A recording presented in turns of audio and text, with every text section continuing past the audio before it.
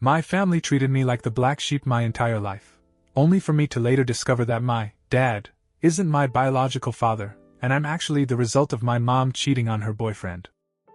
I was 28 when I stood in the clinic lobby, waiting for some test results that ended up flipping my entire world upside down. That moment was when I finally got why my life never added up. Growing up, my parents treated me different from my siblings. My brother and sister were the stars of the family, always getting praise and attention. Me? I was just there, barely acknowledged. For years I thought it was normal, or maybe I was overreacting. But that day in the clinic, everything fell into place. The truth hit me out of nowhere, in the most random way possible, and once it did, all the weird stuff from my childhood started making sense. I'd spent my whole life feeling like I didn't belong. It wasn't some dramatic realization back then, just a slow, constant thing that wore me down.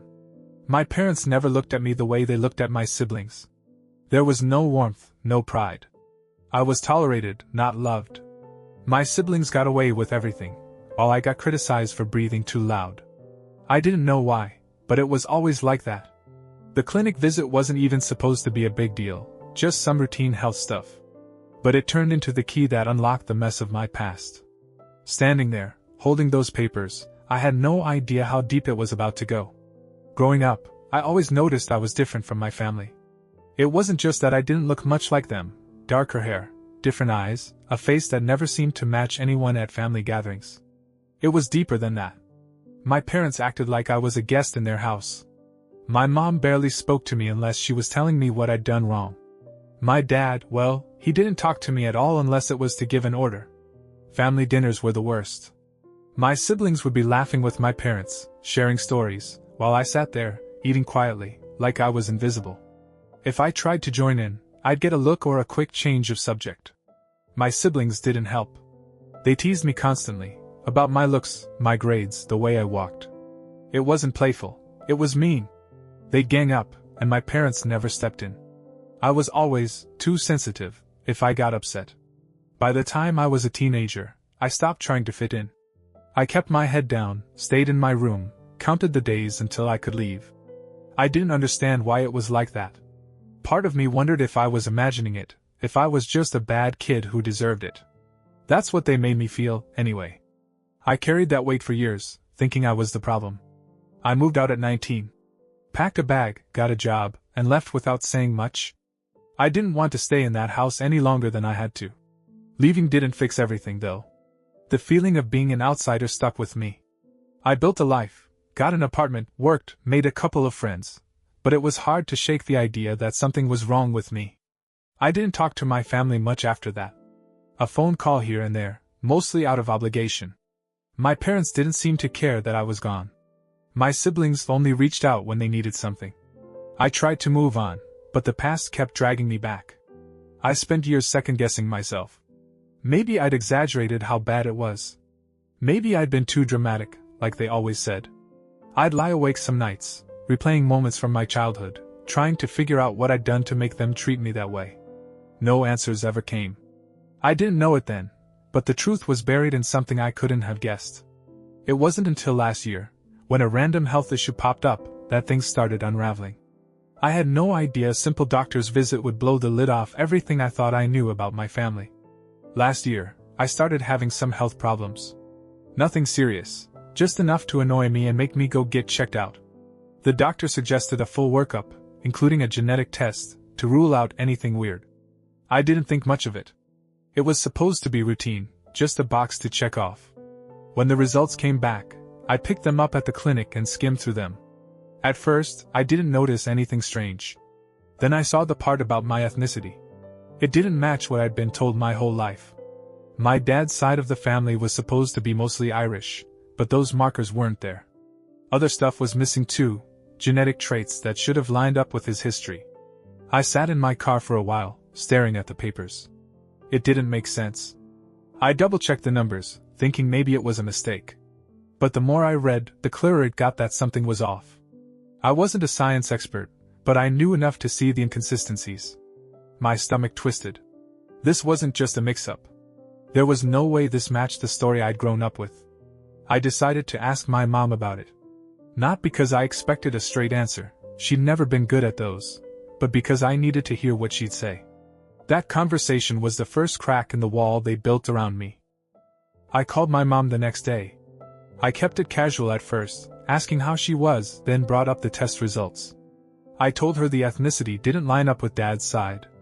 Her voice changed immediately, sharp, cold, like I'd stepped on something she didn't want touched. She told me not to dig into things that didn't concern me. I pressed harder, asking why it didn't match, why there were gaps. She got quiet, then snapped that it was none of my business and I should stop disrespecting the family. That's when I knew she was hiding something. Her reaction wasn't normal. It wasn't confusion or surprise, it was panic. I hung up feeling more lost than before. Her words stuck with me, but they didn't stop me. If anything, they made me push harder. I didn't trust her to tell me the truth, so I called my uncle instead. He was my dad's brother, the only one in the family who'd ever treated me decently. Growing up, he'd check in on me, bring me small gifts, ask how I was doing. I figured if anyone would know something, it'd be him. When I told him about the test, he didn't say much at first. Then he sighed, long and heavy, and said he thought it was time I knew what really happened. That's when the ground started shifting under me. My uncle asked me to meet him at his place. I drove over that weekend, my head spinning with questions. He didn't waste time when I got there. He sat me down and started talking. He said my mom had been with another guy before she got engaged to my dad. It was a short thing, a fling, but it overlapped with the start of their relationship. My dad wasn't even my legal dad back then, just her boyfriend. She got pregnant with me during that mess. When my dad found out, it was months later, after they were already engaged. The other guy was gone by then, and my mom didn't want to deal with it alone. So my dad stayed. He agreed to raise me, put his name on the birth certificate, make it official. But he never got over it. My uncle said my dad couldn't look at me without seeing what my mom did. She didn't help, she blamed me too, like I was the reason it happened. They decided to keep it quiet, but the family knew. My grandparents, my aunts, my cousins, they all got the story early on. That's why they treated me the way they did. I wasn't one of them. I was the kid from the mistake, the living proof of something they wanted to forget. Hearing it laid out like that hit me hard, but it wasn't a surprise anymore. I sat there with my uncle for a while after he finished. He didn't sugarcoat it, just told me the facts. My dad, well, the guy I'd called Dad, made a choice to stick around, but he never saw me as his. My mom went along with it, pretending I was part of the family while keeping me at arm's length. My siblings were born later, after the marriage, and they were the real deal to my parents. I was the leftover, the one they had to deal with. My uncle said he tried to be there for me because he felt bad about it. He didn't agree with how they handled it, but he didn't know how to fix it either. Everything clicked then. The coldness from my mom, the distance from my dad, the way my siblings acted, it wasn't random. They'd been told, maybe not the full story, but enough to know I didn't belong. The family had this unspoken rule to keep me on the outside. I wasn't imagining it. I wasn't too sensitive or difficult. They decided who I was before I even had a chance. My uncle said he was sorry I found out this way, but he thought I deserved to know. I left his place feeling numb, not angry yet, just empty. The truth was out, and I had to figure out what to do with it. After I left my uncle's place, I didn't call anyone else in the family right away. I needed time to process it. A few days later, my sister texted me, asking why I'd been asking weird questions about the family. I didn't answer at first, but she kept pushing, so I told her what my uncle said. She got defensive fast. She said she and my brother didn't treat me bad on purpose. They were just following how my parents acted. They'd been told I was different, that I wasn't like them, and they went with it. She acted like that made it okay, like it wasn't their fault. I didn't buy it. They were adults now, not kids blindly listening to mom and dad. Then my dad called. First time he reached out in years. His voice was flat, no emotion. He said he'd done his duty by raising me, putting a roof over my head, signing the papers. He didn't owe me anything else. No apology, no explanation, just that. I asked if he ever planned to tell me. He said it didn't matter, it was done. My mom didn't call, didn't text, nothing. I figured she was avoiding me, same as always. The rest of the family stayed quiet too. No one wanted to touch it. I realized then they'd never see me as anything but the outsider, even after the truth was out. That was the last time I talked to any of them.